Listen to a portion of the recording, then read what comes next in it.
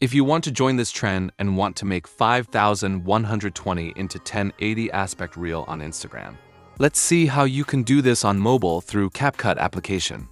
So let's get started. So to make 5120 into 1080 reel on Instagram, open CapCut and go to New Project. Now from here, add a photo of 5120 into 1080 aspect ratio. To get this photo, click on the link given in bio, or you can message me on Instagram. So after adding this photo, make it of bigger duration by simply tapping on photo and then slide the photo right side of your screen.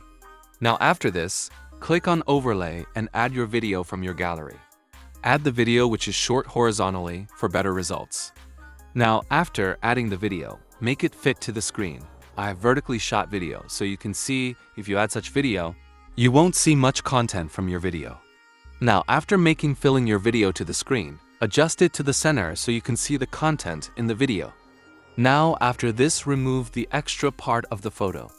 Now click on video overlay and go to the option of add it to the mainstream. Now after this, it will be added to mainstream, and now you can delete the photo and now export your video. And you're ready to share. Now open Instagram, add the video from your gallery and share. Thanks for watching. If you found this helpful, don't forget to like and subscribe.